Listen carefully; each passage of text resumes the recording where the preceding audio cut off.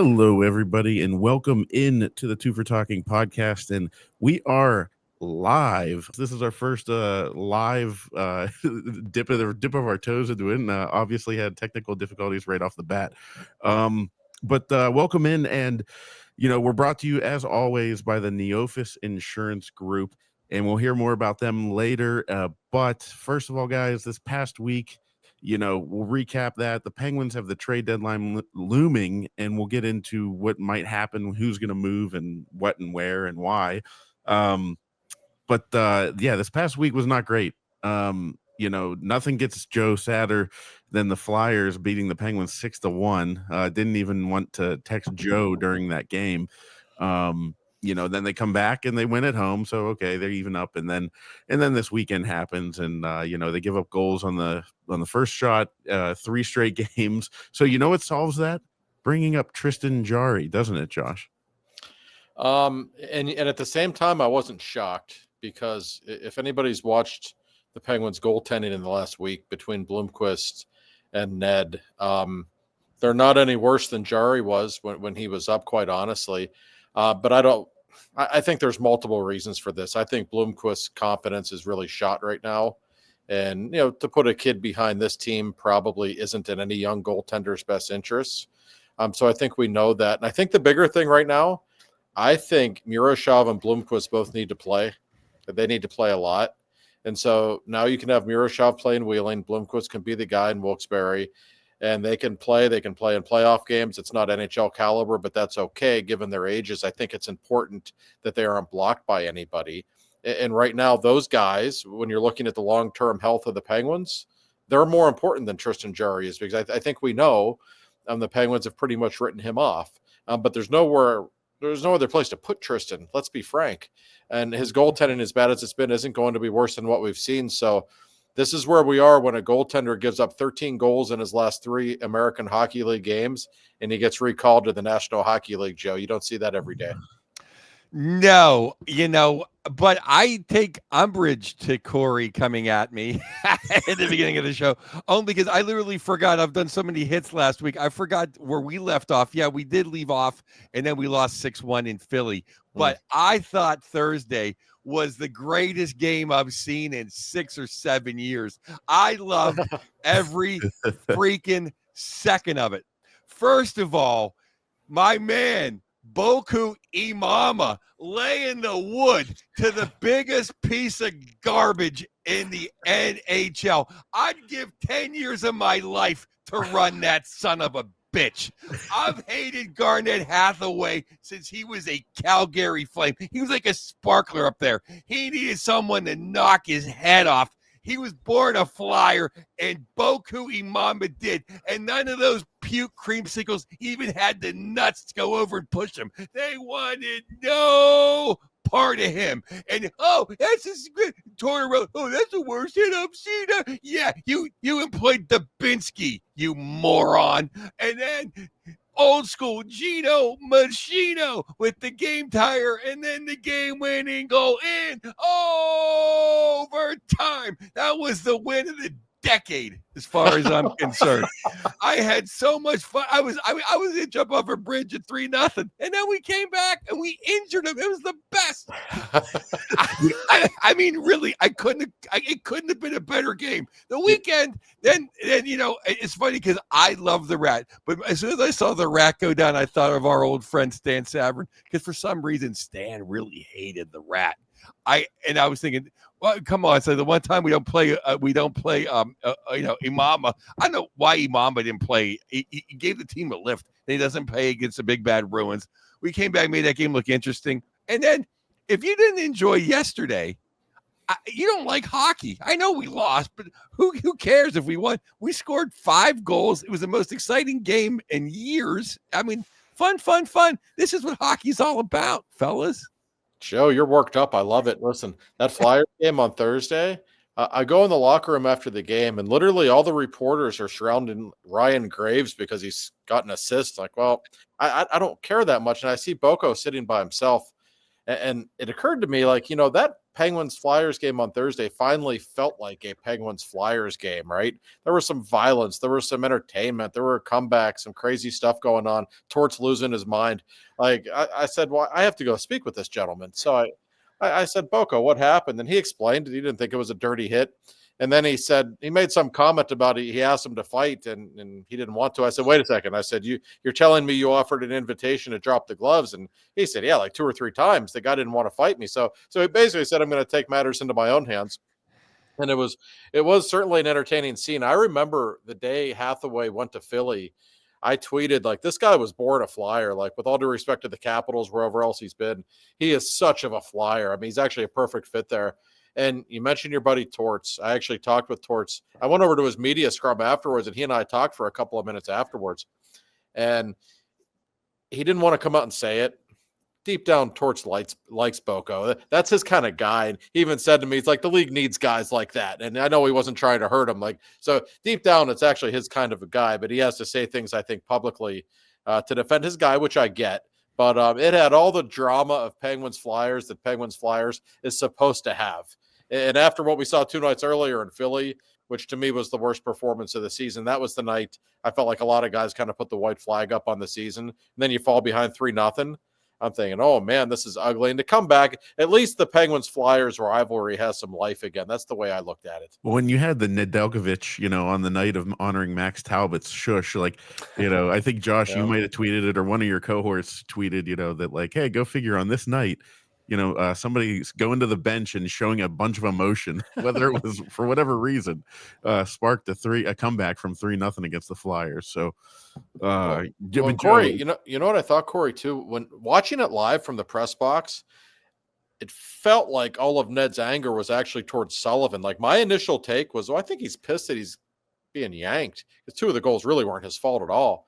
That was initially, and I guess it wasn't, but from afar, I was like, is he going nuts, like showing up the coaches here? What's going on? But some of the guys afterwards basically said, he was just swearing at us because he wasn't very impressed. And I give Ned credit for that.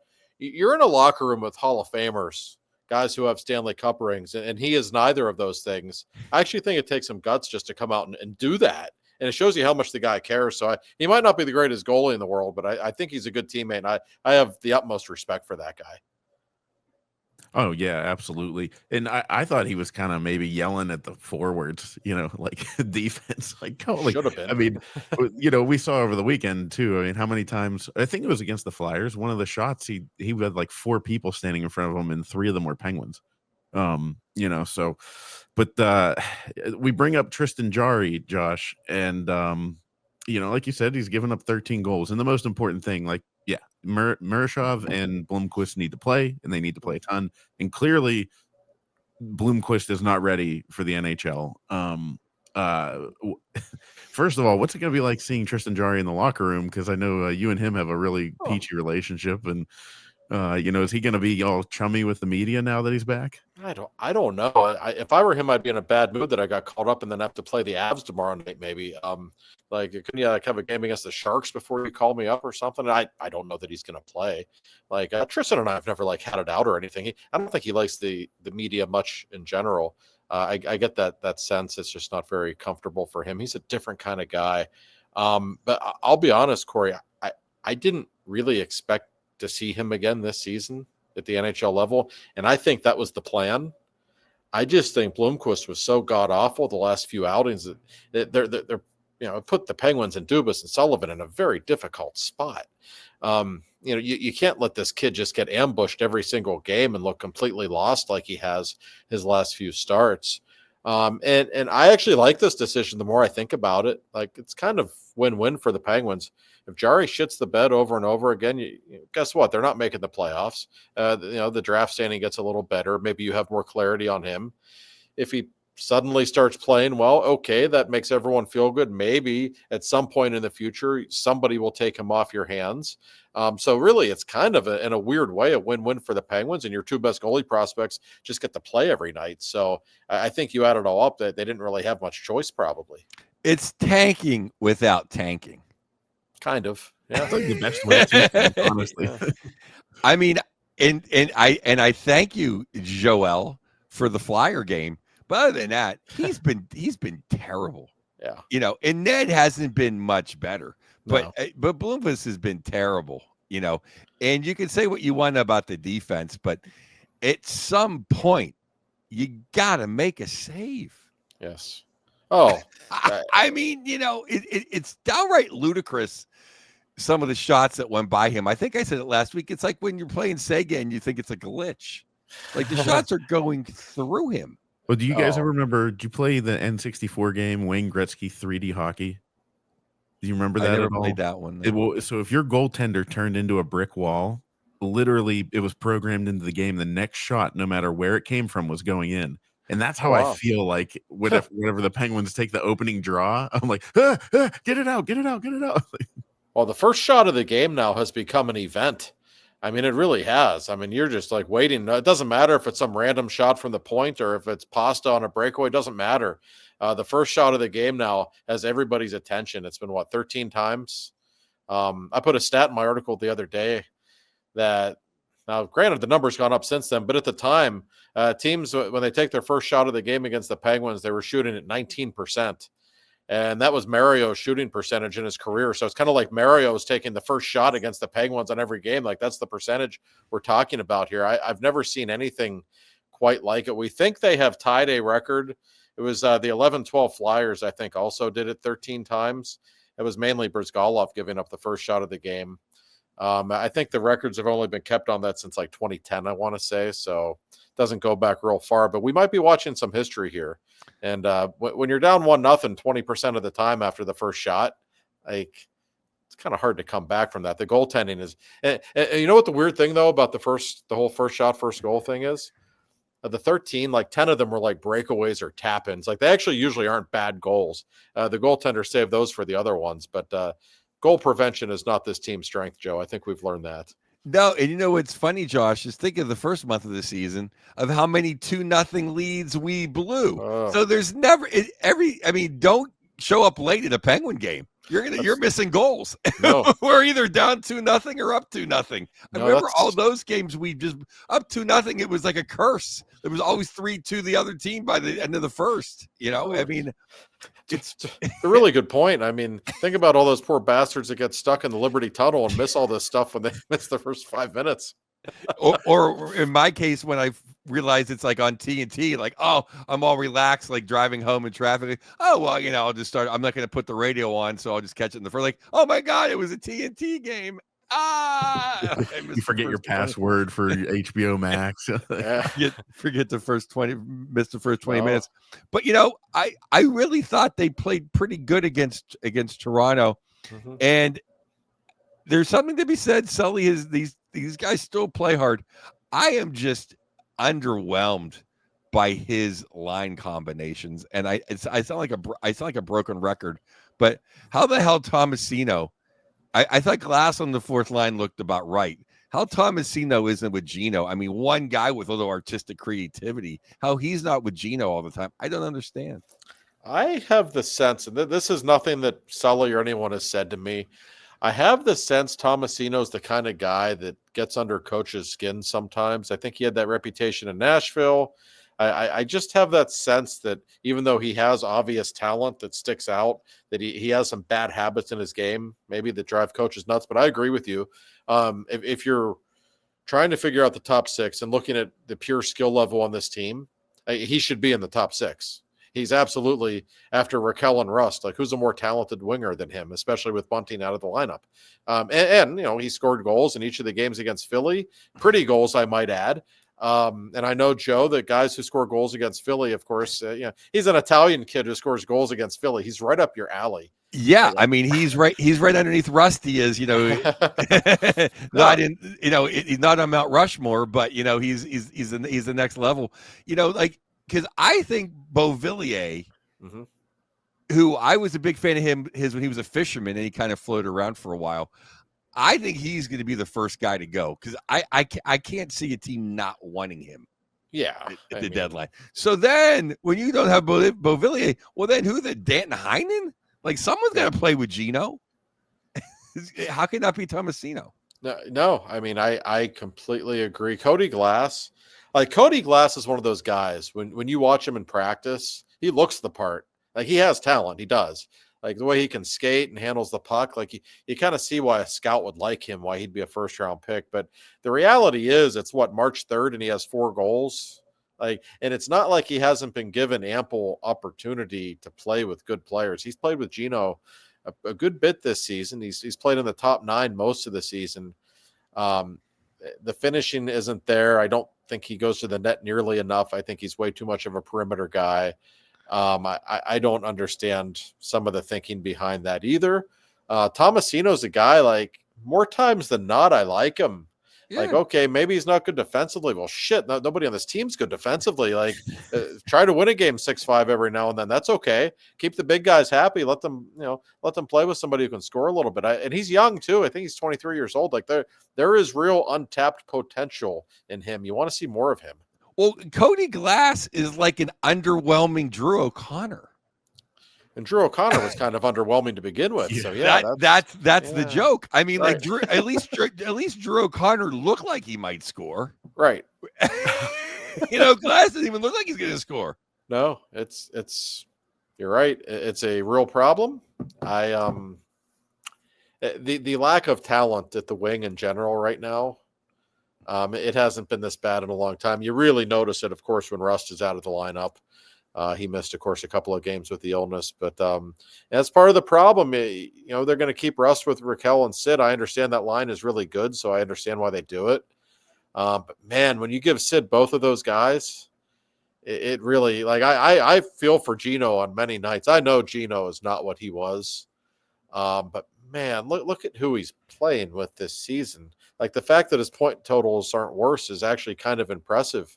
I mean, Michael Bunting's been his best regular winger all season. He's not exactly Rocket Richard. So you look at some of the other guys he's had to play with. Man, Gino has certainly had it tough in that regard. I think he was the player of the week. I think he had the best week of anybody. And him and Sid, Rusty, Raquel, they're not giving up. No. And that's what really gets me about. Now O'Connor's gone, but I thought he had he had some fire in him. He didn't have a mean streak in him, but he has some fire. But can Cody Glass get some fire or a mean streak? Can we get somebody besides that little poodle, Michael Bunting, to have a little fire in their ass? I mean, that's what the team needs. That's what we haven't had, really in 5 years. Yeah, and I mean, Rust has, like, can we get someone not on the top 4, like the top 3, top line that has, how is our bottom 6 less aggressive than our top 6? No, and there was a scene I witnessed, Joe, sometimes my job gives me certain privileges. I see things when the cameras aren't on that other people don't see. And it was the game in Philly Tuesday night, which I think we can all agree was a really embarrassing performance for the Penguins. And the media goes back toward the locker room. They always, usually about 5 minutes after the game ends, the media is allowed in the locker room. And we walk into the locker room, and right before we could get through the door, number 87 and number 71 like storm out of the locker room, which is very rare, especially for Sid. He usually sits and talks to the media. Those two were so pissed, I think, just at what they had witnessed, what they had been a part of, that they stormed out, and Rusty and Crystal Tang were right behind them. And I know it wasn't intended this way, but it almost came across as like, go talk with those guys about it for once. Like, what else can we do? And that it was frankly understandable because it was an embarrassing performance, but you don't see that very often. And I think there's just too many guys on this team, the lack of intensity that we see at times.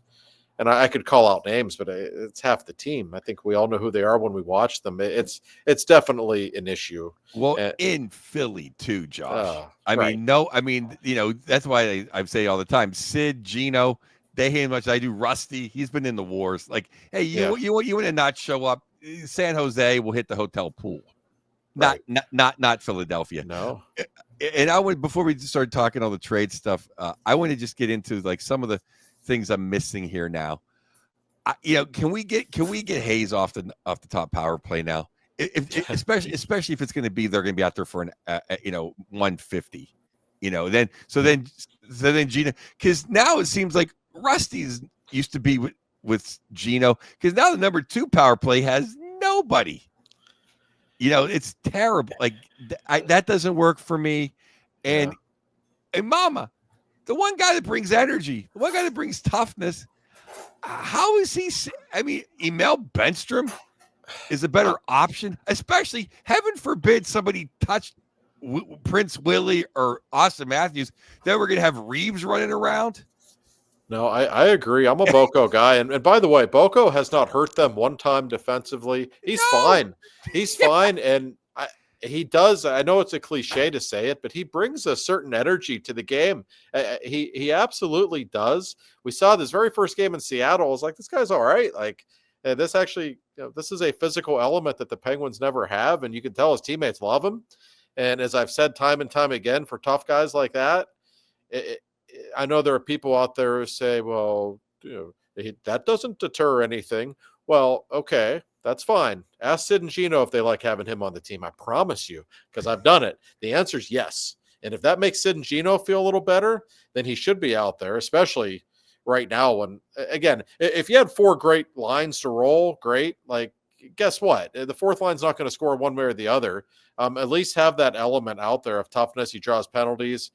He does provide energy. It's so cliched, but he really does. So I'm a little surprised that he was taken out of the lineup. I know that hit that he threw on Hathaway was Joe's favorite moment of the season, and I don't even think it was close. No, well, it was completely my favorite moment of the season. And here's the thing. And then Philly didn't even run around and try to get back because they're like, nobody won any part of him. And then I'll tell you, I love the Rat, but he almost didn't even hit Marchand. Yeah, that was almost didn't even hit him. And then they're running around. It's like, you think they would have ran around if Boku was out there? No, they wouldn't have. No. You know what I mean? No so question. It's like, so I don't understand. It's not 2016, and we're not just better than everybody. And quite frankly, if I'm buying a ticket, I want to see him and not Emil Benstrom. Yeah. Oh, yeah. That's worth the price of admission just to watch him knock a flyer out. I mean, Joe'd pay. You'd probably do your Yager trip all over again if you knew that was happening. Yeah, we've seen enough Emil Bemstroms over the years. I think we can agree on that. But the sad thing is, he's not even that. He's actually, he's better than Nieto. Yes. I mean, for sure. It's just no enough of the vanilla. Just get some. I don't know. I don't know what his I'm sorry, like. Corey.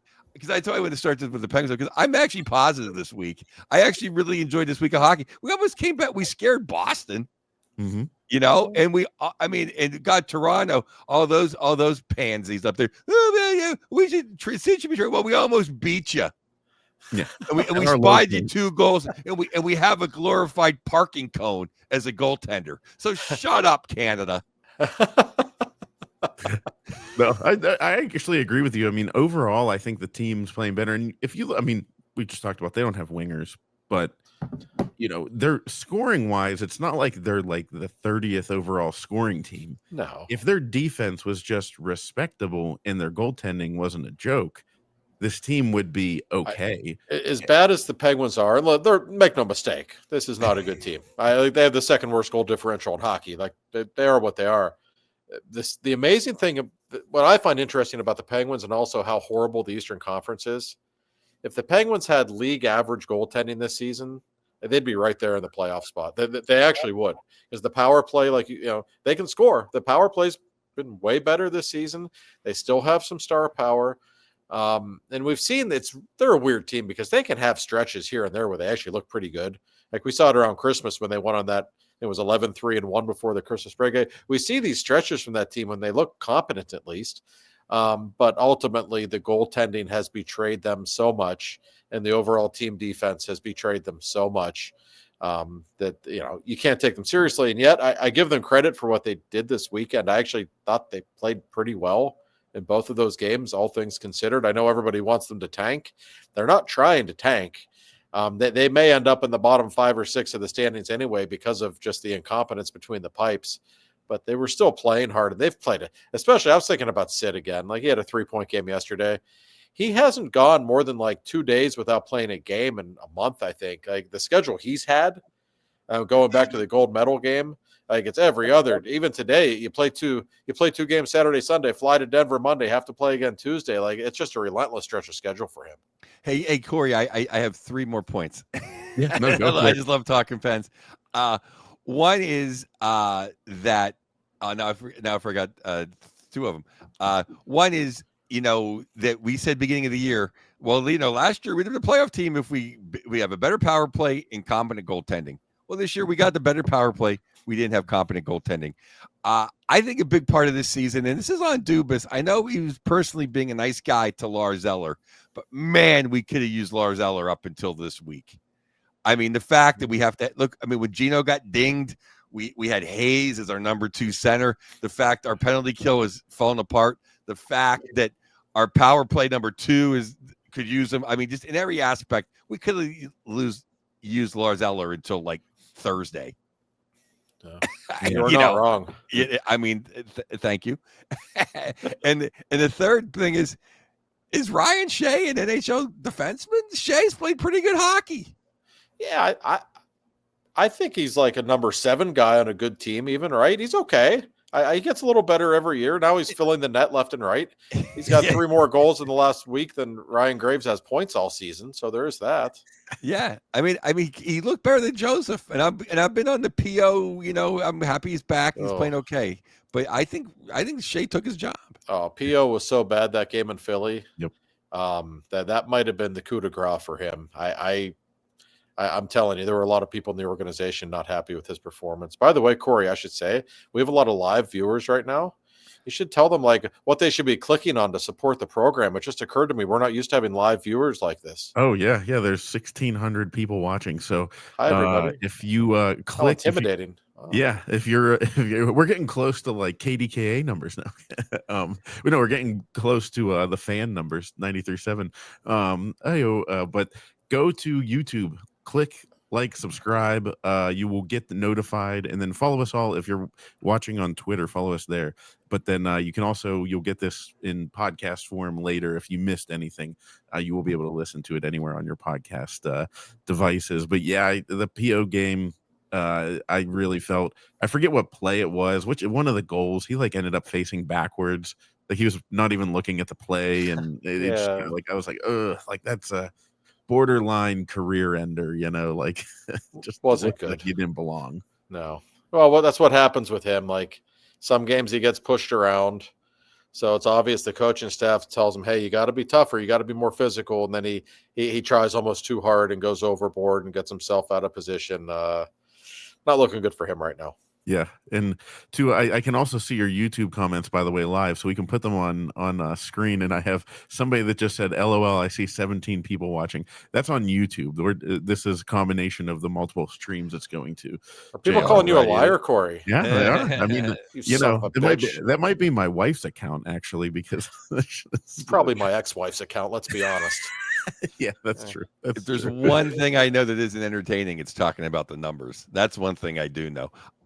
What's funny is if you are watching this live and you missed my rant on how much I love beating the Flyers, go back and watch or listen to the podcast from the beginning. That'll never get old. And if you are watching live and listening, please, if you need insurance, which everybody does, you're going to call Bill Neofus, right, Josh? Bill Neofus. The insurance king of Pittsburgh, who I will be seeing in fabulous Las Vegas this week. He never misses the Penguins Vegas trip. And in fact, we will be seeing Carrot Top as we always do in Vegas. That's become a tradition. Bill's obsession with Carrot Top is, I think, noteworthy. But seriously, if you need insurance in Pittsburgh, any kind of insurance, it doesn't matter. I mean, car insurance, life insurance, renter's insurance, you go on and on. The Neofus Insurance Group, they got you covered. They do everything. They're located very conveniently in the North Hills of Pittsburgh. And they are, in all seriousness, the nicest people on earth. They really are. They will make it comfortable for you. They'll get you great deals. Tell them we sent you. But Bill likes that. He always likes to hear that the listeners are being sent in his direction. So give Bill a call. It's 412-364-3388. They will take care of all of your insurance needs. We love Bill. Bill. And If you're not going to see Carrot Top this weekend, Saturday night, I'm at Lola Brewery in Lawrenceville. Ooh, There's no Penguin game that night, so no excuses. Come on out. that's Me right. and Andy and Augie, 3 Pittsburgh Italian Penguin fans, so perfect.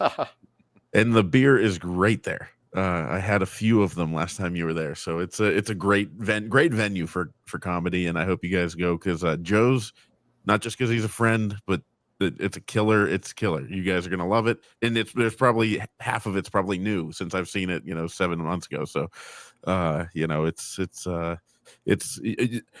I can't say enough about Joe's comedy. Biggest comic out there most, I mean, a lot of people are starting to, your YouTube show, your YouTube special absolutely killed it. You're on Amazon now. So, I don't need to pump your tires too much. You're on Netflix too. It's a real live celebrity among us. No, thank you. You're making me blush. Thank you, Corey. I wanted, because I'm sorry, I kind of pushed Corey a little bit because he's our number one producer. He's the man, and he wanted to talk trades earlier. I'm like, I just have so much fire about that Flyer game. I gotta get out of my system. But I just want to say one thing. So here's the news because we don't prep guys who's watching live. We go with the flow. I thought the biggest news this weekend was, now Josh, were you there? Like, did you catch the scrum?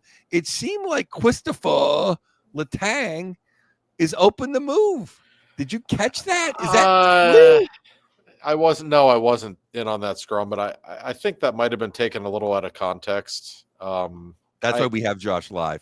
Yeah, I mean, I don't think Chris wants to go anywhere. Now I will say his situation is tricky because Sid and Gino, they're never going to play anywhere else. I promise you. That sorry, everybody in Denver, but that's not going to happen. Letang, and I've written this before. I'm not convinced that Chris Letang will end his career in Pittsburgh or that he has an incredibly strong desire to do so. Of the big three, I think he'd be the most willing to leave. And I know he was asked about it yesterday, and he basically said, yeah, I've known it's a business since I was 21 or whatever. And I think people kind of ran with that, like, oh, what's Chris saying here? But I don't think it was really anything. And it started because Carlson was asked about it. I know Rob Rossi asked Carlson. I think there was some Catherine Tappan had a report or something about the trade deadline and Carlson basically answered Rob's question. And he said, I do have a no trade clause. I'll use it if I want to. And they haven't asked me to waive it yet. And we'll go from there. And my thought on Carlson is I suspect there are some teams that he would play for. And there are some teams he wouldn't go to. It's very much that simple. And he has all the control, all the power. I don't think he'll be dealt this off or before this deadline. Do I think Carlson could be dealt this summer? Yeah, I do. I think there's a really good chance of it when the cap goes up. But as for Letang, he could go at some time. It wouldn't shock me. But I think people were very eager to get any bit of news they could from the locker room yesterday. And I don't think Chris meant for that to become a story because I don't think he meant it that way. There you go. You know what's funny is Carlson really is the house guest and now won't leave. Yeah, little Cato Kalin. Yeah. He's like the Seinfeld, the English guy. No, here's your clothes. You're making the airport. Now the thing with Letang, though, I think Letang's play has really dropped. Yeah, and he looks not slow, but he is nowhere near one of the faster players on the ice anymore. No. And I think people don't want to hear this. But I think Gino actually looks more like Gino than Letang looks like Letang.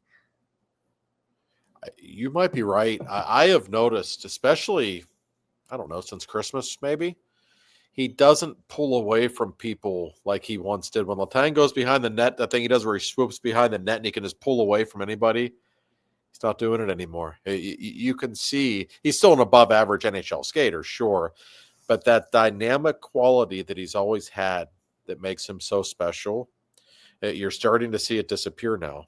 Maybe not disappear, but it's not what it was. And that's not good because I don't mean this as an insult to Chris, but he's never been a guy who was a special player because he's cerebral out there. Like he was a special player for all of these years because he's a freakish athlete. And he's just incredibly strong and a better skater than anyone else and so skilled. And you see those physical elements now starting to leave him a little bit. And that's a real problem. I think He's still under contract for 3 more years after this one, I think it is. Those physical skills, they aren't coming back at 37, right? He'll be 38 in April, I believe. That to me is a concern because I see it too. His skating has just always been his greatest weapon. One of the great skaters, really, of all time. If you consider power skating and pure speed and the agility, like how many players that you've ever seen were better skaters than Chris Letang in his prime? Not many. But he's not in his prime anymore, and I think that's pretty clear. And now he's relying on his mental game. What's funny though, in his defense, he's made way less more. Easy for me to say, he's made less mistakes. Oh no, I agree. He's played a smarter brand of hockey the last 6 months. He just doesn't look nearly as dynamic. Right. Yeah, that's exactly it. I would say the same about Gino too. Gino has really cut down. We don't see him taking the offensive zone penalties very often anymore. We don't see him with the high risk passes getting picked off so often anymore. On occasion, I guess. I think Gino's done a great job of kind of adapting to what his physical ability still lets him do. Oh, yeah. And maybe we can say the same for Letang, right? But Gino, like since the Four Nations break, Joe, like Gino's kind of looked like old Gino a little bit. You can see that break was great for his legs. Yeah, and Gino still has his hands. He still makes those tricky plays. I think Gino's had a pretty good year for Gino. That was a really weak hook on him the other night too. Really, I mean, for Hall of Famer, for drop dead Hall of Famer, he gets more ticky tack penalties called against him. Joe, you're still pissed about bunting and that ridiculous offside that took Gino's highlight reel goal away in November. I certainly am. I certainly am. Well, we have the Russian Ovechkin chasing Wayne Gretzky, but we have Gino just adding to his total penalty minutes over Kevin over Artie Stevens. I just think, to me, Leclerc, Jesus, I don't know where my head is. Carlson and Letang, they just seem like players that, honestly, like if they're not here, I know they're not going to get traded. It'd be great if they were, but I feel like we'd be playing so much better without them. They're players that are good on really good teams, but if they're on a mediocre to less than mediocre team, they're just going to cause problems. Well, Letang and Carlson, I mean, listen, neither one is what he once was. They're good examples, though, of guys who do things that we take for granted, I think. Like, I promise you the forwards would miss them if they weren't around. Yeah. Because they do create offense in ways that most defensemen can't. So you need that. Any good team needs defensemen who can move the puck. But those two, Carlson in particular, as we've discussed ad nauseum this season, the defensive mistakes that he makes, the decisions that he sometimes makes in his own zone. I've never seen anything like it at the NHL level. And this is a guy who's going to be in the Hall of Fame. This is a first ballot Hall of Famer, a 3-time Norris winner.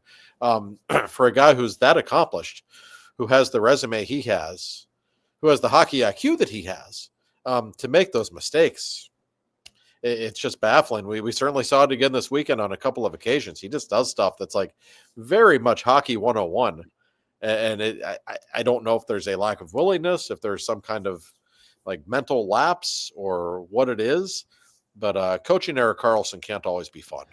I think Corey makes a great point, though, as far as if you just look back at 2017-18 when Letang was hurt and we had great forwards that, this team could use just a little like off the glass and out. Now, I know they don't have a third and fourth line to create offense. And if it doesn't hit Gino's stick or the top line, nothing's going to happen. Glass is going to dump it in. They'll be right back up our ass. But, there is something to be said. Just a couple, up and outs would probably help this team a lot more than whatever he's trying to do. There's no question. One of my favorite things to watch now is too, it was the Philly game when Karlsson scored a couple of goals. When was that? Thursday, I guess it was. Anytime Karlsson does something offensively like that, you always see Letang on his next couple of shifts. It's kind of like anything you can do, I can do better. Like he can't help himself. He was trying like these perfect passes, and you could see he was trying to put on the Ritz, just to try to keep up with Carlson a little bit, even though he would never admit it. It's so obvious when it happens. It's one of my favorite things to watch. I just saw a scroll grow. Ryan Cunningham. Thanks for joining us. Thanks for listening. Thanks for typing in. And if you're a listener to the show, I think for the last year I've said we got to keep Raquel. Now everyone's jumping on my bandwagon. I'm like, for $5 million, you're not going to get a better. As soon as he leaves, you'll be looking for a guy at $5 million a year that can play top six. And he's played grittier this year, Josh. And I love his game. No, me too. No, he's been great. My thinking all along on Raquel, like I will not say he's unmovable. Everybody has a price. If somebody wants to offer something outrageous for him, and I think that's what Kyle Dubas is thinking, quite honestly. If he can get a first-round pick and a really top-notch prospect as well, then you have to think about it. I mean, you do. But there should be no eagerness to trade Raquel, and I don't think there is. We've never seen him play better. He's never had a season this good. He's 31, so he's not young, but he's not old either. I mean, he should be able to play at this level for at least a couple of years longer, I would think. And if you want to trade him, his value is probably even higher next year when the cap goes up. So I don't think the Penguins should feel any urgency, and certainly that line has been fun to watch. But you're right. Raquel, he'd got a little quiet after the Four Nations, but then he really came to life yesterday, which was good to see for the Penguins. So can he be had on a trade? Yeah. Are they just going to give him away the way they might Beauvillier or Grzelcyk? No. The completely different situations. I'll tell you what. I think someone is going to offer Dubas a number one, a first rounder, because there's guys going for second rounders that back in the day were fourth rounders at best. Well, Florida just gave up a first rounder for what, Seth Jones? Yeah. They gave up a Spencer Knight also, right? Yeah. No, it is, but it's a great thing for the Penguins. You talk about a seller's market. You got a first-round pick for Drew O'Connor and Marcus Pettersson, for Christ's sake. I mean, That's what I'm saying. The best is Dallas and San Jose. I know Granlund's been better this year, but first-round pick for Granlund and Cody Ceci, like that's the kind of market you're dealing with. And I actually wrote this in The Athletic. I think the article went up about an hour ago. There's, I think, 6 teams in the NHL right now, only 6 that are not within 5 points of a playoff spot. So there aren't many teams that are very clearly sellers. And even some of those teams like Buffalo might not, all they've done is sell for years.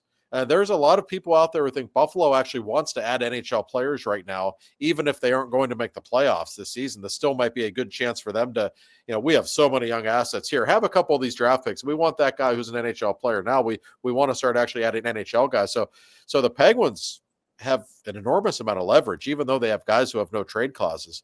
Still, for the guys they do wish to move, people are going to be knocking down the door for them, because they're giving up first-round picks like candy right now. You don't usually see that this time of year. And I don't know who has what Edmonton has as far as their picks, but let's just say Raquel to Edmonton for number 1 pick. He plays with Jesus. I'd rather have Raquel than Edmonton's number 1 pick that's number 29th. Well, that's the thing. In a bad, in kind of a crappy draft, too. Yeah. No, I mean, I just like, listeners and you guys know, I'm not big on draft picks. I'm big on human beings. Show me a guy's face. Show me a 6'3", 210-pound left winger with some hands and a mean streak. Hey, in the AHL, come on down. You can have Raquel. It's just a number that I got to trust some scout to pick. No. And I think Kyle has made it pretty clear to other general managers he would much rather have a guy who's ready to play in the NHL right now, or a legitimate prospect who's very close to being ready. And I always go back to what Jim Rutherford always said. I would say, Jim, Jesus, you trade draft picks like crazy. Like, you got to keep a few of them. He'd always say, like, I don't care about draft picks. Like, even a third-round pick's probably not going to make a dent in the NHL. He said, no, prospects are the ones I don't like to trade. And he would always bring up Jake Ensel. He said, once we had Jake for a year, like, in our organization, we knew what we had. We weren't trading him. We'll trade a second-round pick or a first-round pick, but you don't want to give up those prospects. But Dubas is in a spot where he can say, you know what, I already have enough draft picks now, thank you. I don't need your first-round pick. He might take it in a certain circumstance, sure, but the preference absolutely is on prospects and young guys who are ready to play. So it's going to be a really interesting few days. And I did want to mention this too, guys. the trade deadline, for those who don't know, is Friday at 3:00 Eastern time. That will be noon in Vegas, where the Penguins are. I have been told, the Penguins are going to make moves. We all know it, and they might make a move or even a couple on deadline day on Friday. Don't be surprised if they make a move or two earlier, just because they have to play in Vegas that night. And they don't want to be in a spot where, oh shit, we just traded 4 players and we only can dress like 18 people against Vegas tonight. Not that it necessarily matters if they win the game or not, but that's how people get hurt when guys are playing extended minutes and things of that nature. And it would just be kind of embarrassing for the organization. It's hard to get people, from Wilkes-Barre to Vegas or whatever the case may be. So don't be shocked if things get rolling here earlier in the week, that they don't wait until Friday necessarily. Do they carry extra people? Is there a rule with the NHL where you're allowed to bring up some extra people just for that scenario? They can have a couple. They usually do have a couple of extra skaters, of course, the healthy scratches, but I still think there's a limit and there should be. And Corey, they shouldn't even have games on trade deadline day. I really believe that. I think the league should go cold for a night. And I think the deadline, they should pick a day of the week that, Monday or what. There's never many games on Mondays anyway, right? To me, the deadline, just make it a Monday every year, and teams just don't play that day. I know these guys are millionaires and we'd all love to have their jobs, but the stress that they're under, think about that. You got to call your wife at 2:00 and say, hey, honey, I just got traded to Winnipeg. Sorry. We got to move the kids and we got to do this. And then you got to play a game 2 hours later. I think it's incredibly unfair to the players. Yeah. Now, do you know what could be enticing? I just thought of this. Raquel and you get rid of Jari, or Raquel and Graves. Yeah. You want Raquel? Well, guess who's your number 6 defenseman? Yes. His name's Ryan Graves. He's hot with 1 assist. Yeah, and we're not keeping any of his money either. Yeah. No, I mean, and that's another situation the Penguins have, Joe. Yes, they want draft picks, prospects, NHL ready players. Those might be the big 3. Unloading salary is the 4th part of this equation, and that's in play right now. I wrote in my article, I said, it's like a team at the draft. They're going to take the best player available. Well, right now what Dubas wants is the best situation available for his team, and one of those aspects is getting rid of that salary. So if somebody wants Graves or Jari or Carlson, hey, sure, it might be a long shot, any of them, who knows? But if teams are desperate enough, why not? Why not ask them anyway? It doesn't hurt to ask. And there are so many teams right now, Joe, that fancy themselves Stanley Cup contenders, and they should.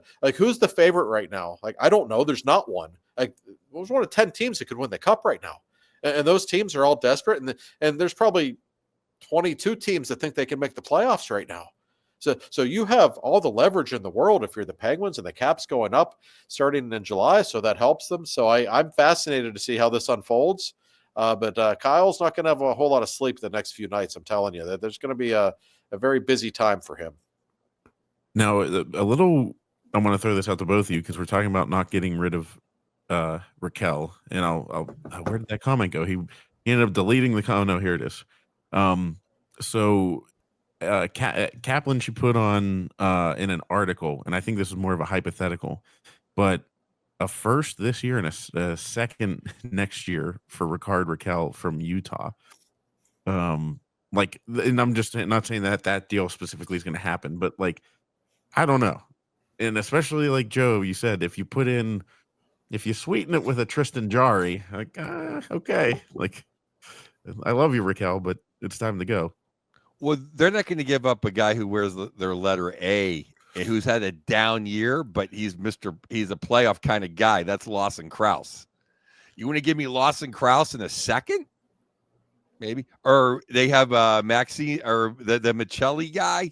He's been in and out of the lineup. He's got a little spunk. He's got some hands. He's having a down year. I got to see faces for Rakell. Yeah. No, I agree with that. I think that's fair. But it's an interesting example. Utah's another team. Probably not a playoff team, even though they have a chance with the way Vancouver. So did I. I know. Yeah. With the way Vancouver is faded, that final wild card spot's really wide open in the West. But Utah's, I put them in the boat with Buffalo a little bit in that, okay, maybe they're not a contender or a playoff team even. but these are teams looking for NHL players right now to kind of build for the next couple of years. And now is obviously an opportunity to get some of those guys. So they're not your typical buyer in that sense, but there are teams out there like that. And the more teams there are like that, that only helps the Penguins even more given their situation right now. As Penguin fans and just as Rick Tocchet fans, friends, admirers, you got to be rooting for Vancouver right now, because if somehow they lose and don't make the playoffs, Keith, I'm spaced on his last name, from the Flyers to go out there with a pot of gold and beg Tocchet to become the Flyer coach. It's funny you say that. And then I'm going to jump off the Smithfield Bridge. Joe, I was thinking about you. I was thinking about you Tuesday last week before the game in Philly. I was talking with a couple of reporters there. And for those who don't know, Tocchet's contract's up at the end of this season. This is the last year of his contract. And he can't be happy right now with how things are going. He had the JT Miller fiasco, Pettersson, not Marcus, but Elias. Like, I don't know what's wrong with this guy. But there's something seriously wrong with him, and Tocchet's not getting through to him, obviously. Rick's got to be frustrated. I know Jim Rutherford won't want him to go anywhere. I know what Jim thinks of Tock. I'm sure they will try to keep him there. But I had a couple of people in Philly tell me, if Torts wants to leave it anytime soon, Tocchet's the guy they're going to go after, as they should. You couldn't blame the Flyers for doing that. So, I don't think you're alone, Joe. I think a lot of people in Pittsburgh should be hoping the Canucks go on some kind of a run here and figure this out, just to keep Rick happy in the Pacific Northwest, because nobody wants a friend of the magnitude of Rick Tocchet, who we all love, back in Eastern Pennsylvania. I don't think anybody wants to see that. No, I mean, even just the commercial when sometimes you see him, he uses his Flyer credit card and sometimes use the Penguin credit card. It makes me dry heave when I see him use the Flyer card. He's the only guy who's cool enough to pull off both, though. Is there anybody else that is beloved in Flyers and Penguins circles than Rick Tocchet? Not many. Well, and not to pull the and of course I blew it on the trivia game we played a couple of months ago, but the wrecking ball. Yeah, I suppose, but I don't know. Even Tocchet's just such a Philly kind of player, right? Oh no, I just mean that it's beloved in both uniforms. I guess he'd be the only other one, right? I mean, that comes to mind. I know there have been guys who played for both, but those two are John LeClair. Yeah, Penguins legend John LeClair is a very nice man, by the way. Yeah, he ran Gino in camp. He did.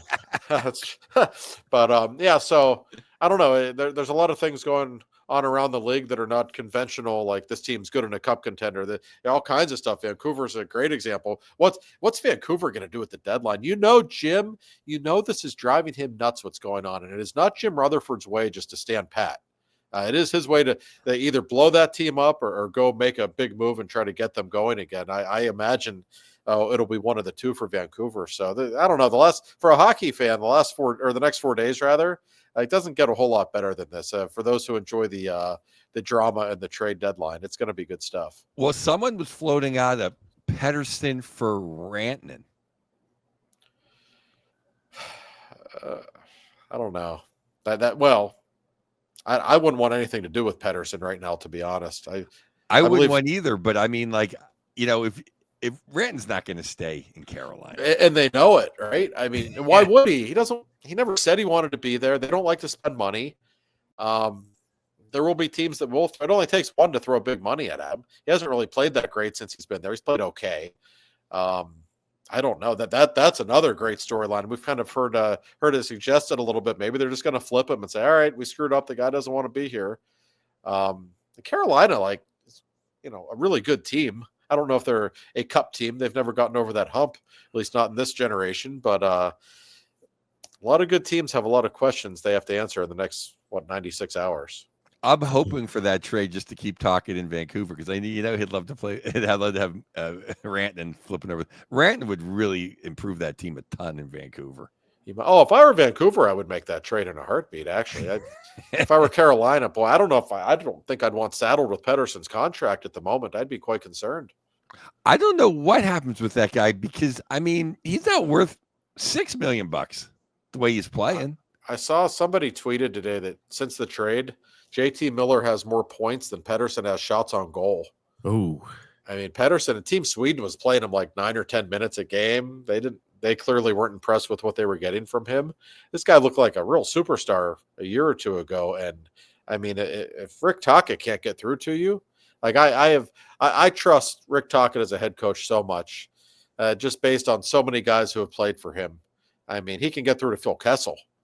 Sidney Crosby. This is one of the few coaches. Sid would let Rick completely dictate the power play, and Sid would go with it. Like there were other coaches, Sid would be like, I don't know about this. I think we should try this. When Rick Tocchet talked, okay, talk, whatever you want to do. So he commands that kind of respect. That Vancouver situation is just a total mess. I'll tell you one. We haven't been doing our up and downs for a couple of weeks, but one guy that came out of the Four Nations, not on fire but playing very well, is Zibanejad.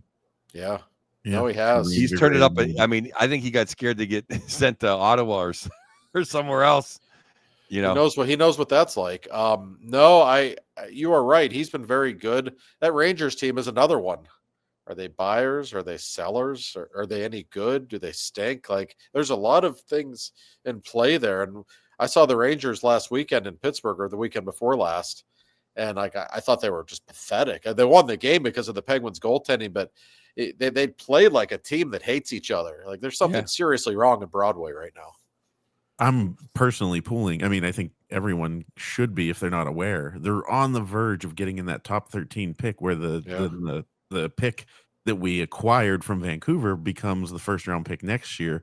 Which to me, if I'm Kyle Dubas, I'm sitting there watching Gavin McKenna play, and I'm saying, he doesn't. Everybody who's got a first round pick who might stink next year, I will sell anything but Gino and Crosby to get it. And you're right, Corey. And that actually makes me think of the Raquel situation again. We talk about what would it take to get Raquel, and you want players and not picks, and I agree with that. But if I'm going to trade Raquel, and if I'm talking with teams about proposals, I'm way more interested in a team's first round pick in 2026 than I am this year, even though you have to wait an extra year. From everything I hear, yes, McKenna is the best prospect since Connor McDavid. So if you get lucky with the lottery ball and you get that number one pick, you're set. But even aside from him, apparently the 26th draft is just considerably better and deeper, way more star power than the 25 draft. So if I'm Dubas, you might have 2 first-round picks this year already, at least one that's going to be a good one. I would say, well, if we're talking first-round picks, the conversation begins and ends with 2026. That's the first-round pick I'd want. Yeah, that's how we could flip potentially Marcus Pettersson and Drew O'Connor for the next Connor McDavid. Now if that happens, then the people in Toronto that give Dubas a hard time every day are gonna have to shut the hell up. I know they're gonna lose their minds. I'm not sold though. I think our division is going to be better, or the Metro is going to be better. I don't know what's Jersey's floundering right now, but Columbus isn't going anywhere. No, but I think the Rangers are going to be better next year. I think whatever soap opera BS they got going on, I mean, maybe they might even move, I say the most overrated player in hockey, Fox. They might get him out of there. I don't know, but I mean, some of the young guys, I love Lafreniere. I like Cooley. Yeah. They're gonna get rid of Kreider. It's gonna be they got they'll have JT Miller there a whole year. They might get a new coach. I think Shesterkin will have his bounce back. I wouldn't think that the Rangers are going to be worse next year. That's just me personally. I thought Colorado did them a favor this weekend. Honestly, that helped them financially. Kind of a weird trade for Colorado. It didn't make much sense to me. But the Rangers, as long as they have Shesterkin and he's healthy, they're not going to crumble. He's probably the most physically gifted goaltender in the league. So that gives them at least some competitiveness just because of him. The only thing I'll say about the Rangers, though, they're older than you think. They have a lot of guys in their 30s now, so they certainly require a retool.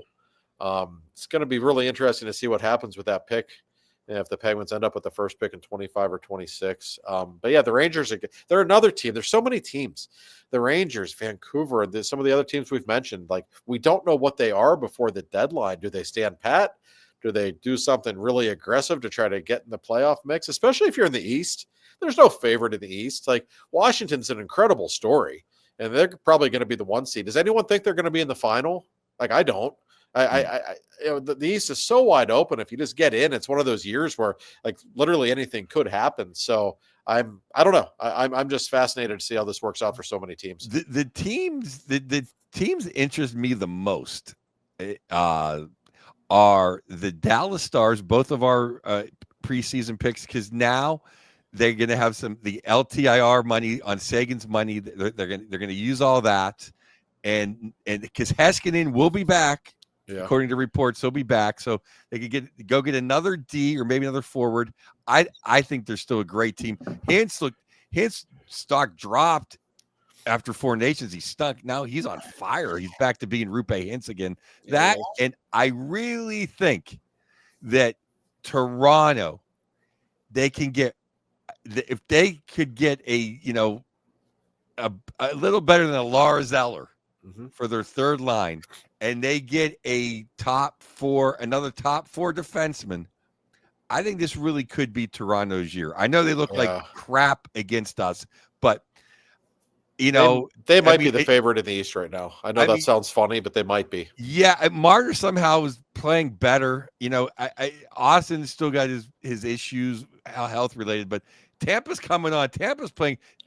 I guess that's the third team. If Tampa makes a big swing and gets somebody, watch out. And by the way, I agree. And, just to foreshadow a little bit, about 6 weeks from now when the playoffs start, if Toronto wins that division, and they might, we're going to get Florida-Tampa probably in the first round. That's going to be an unbelievable series. That's what I'm hoping for. It'd be great. Yeah. Yeah. And Florida with the long-term IR Tkachuk money. I mean, it'd be interesting to see what happens between now and Friday at 3:00. And who made a great point is the only other man I trust besides Josh in trade rumors is Elliot Friedman. He said the Florida Panthers have an excellent defenseman coach down there, and he's resurrected many careers. If he can get 80% out of Seth Jones, man, they stole him. You know what? I agree. Seth Jones is one of those guys in the last couple of years, like his stock really went down. And maybe he never became the superstar that some thought he would, but he doesn't stink. I think he's a pretty good player. And you're right. Florida knows how to coach defensemen. He's a big guy who can play with an edge, which you kind of have to play with an edge to be on that Florida team. He's exactly what they needed. When you look at who was available out there, I can see why, even though they gave up an awful lot for him, I think the market simply dictated that. Just because maybe they overpaid for a guy doesn't mean they didn't get a guy that could really help them. Sometimes you have to overpay for certain people. I think that's perhaps what we saw. So I think he really fits in well in Florida. And don't forget about the Cats. Somebody's supposed to beat those guys 4 out of 7, and it hasn't happened in a while in the Eastern Conference. And they're going to keep Bennett. They're not going to say, well, okay, if you want to leave, we're getting another year out of you right now. So, that's right. The Cats are great, and they're going to have Tkachuk money to spend. Yeah, the Atlantic is just so much better than the Metro. Oh God. Yeah, the Metro, it's not a pretty picture. No. I'm not a big fan of the load management in that, joke of a league, the NBA, but, honestly, Tkachuk going down for a length of time, I felt like the Penguins in 18 were, like a Sidney Crosby and an Evgeny Malkin 1 month injury away from repeating. They could have really used that time off because they were just so tired. The NBA goes overboard with load management to the point that it's embarrassing, no question. But in the NHL, we have seen over time. I think it was 2016 when Gino missed some time with the elbow injury, came back for the playoffs. You play 60 games in a regular season when everybody else plays 80. Don't think that doesn't make a difference. The playoffs are a battle of attrition as much as they are anything else. Yes, you make a very fair point, Corey. Yeah. I'm really happy for Steve Mears and everyone in Columbus, Steubenville West. It's the best story in hockey. It really is. Yeah. But I want to see them and Detroit both make it. I wonder what Stevie Y, they say he's loading up for a big swing this week too, especially with Rasmussen hurt. I like that guy. And he's hurt right now, so he may not be back for a couple of weeks. Detroit's got to do something. Yeah. Yeah. No, of course they do. I think that would be fun if they both. Detroit hasn't been in the playoffs in a long time. It would be cool to see that market back in the playoffs. And Joe doesn't want to see Ottawa in the playoffs, and I respect that. It's fine. As long as we can dump Ottawa off, then that's all that matters, right? Who wants to see Ottawa besides some mediocre like I don't even know if Ottawa does. And yeah, Ottawa, yeah, what do they care? In Ottawa want to watch Ottawa, I don't think. Well, hey, I will have one big question because we got to jump here in a couple minutes, but just a quick one here. It's not gonna a ton of deliberation, but the Penguins jerseys, and I know neither of you are probably the jersey. I love looking at uniforms and seeing like, oh man, that's a great uniform matchup. Like the 49ers and the Steelers. Oh man, this is a great uniform matchup. The Maple Leafs versus the Penguins yesterday. Yeah. Great uniform matchup. There's some rumor circulating that the Penguins are going to have a new alternate jersey next year. And there's the hint was dropped with the Lemieux fantasy camp. If you follow Joe's friend Steve Byrne, he was an attendee at the camp, and they had the Robo Penguin with the bluish gray stripe thing that was a third jersey at one point, but then became the black jersey that they wore in the late 90s. Would you guys be a fan of seeing that come back? 1000% no. What's the first thing the big guy did when he came back? He threw away the Robo. I call it the effeminate pigeon. I never want to see that thing. It looks better when it's in the black and they put the science fiction crap on it, but it's still Howard Baldwin's jinx of 92, of 93, 92, 93. I never want to see it. I'm not a Robo Penguin fan. Like the white jersey with the Robo Penguin, I really hated. Yep. Now, Corey, the one you're talking about, is this it was the third jersey like in the 95-96 season? Yep. Yeah. And it became good luck, so they wore it. I think it was the Nedved 4 overtime game they were wearing those jerseys, right? Yep. I don't hate them, but I don't love them. Like I enjoyed when they would wear the blue stuff from the 70s. I actually just in terms of visual appeal, they were beautiful. I like the Snoop Dogg diagonal Penguin sweater just fine. I'm not a Robo Penguin guy. I never have been. No, I think the Robo Penguin in general needs to be taken out back and shot.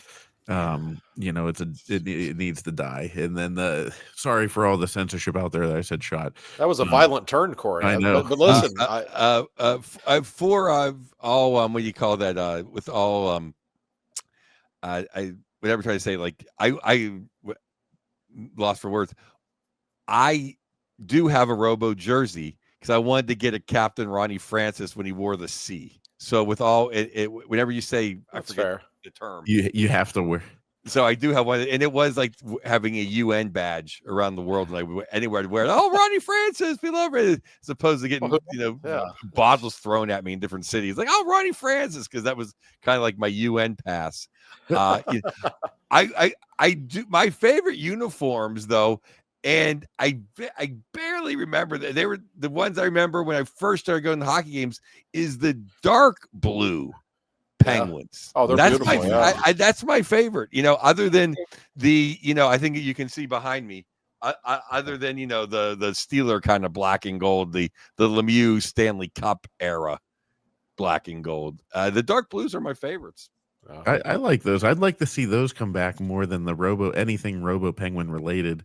And I think the best third jersey they've ever had is the gold jersey, the one that they wore a couple years ago, the solid gold. That one's pretty great.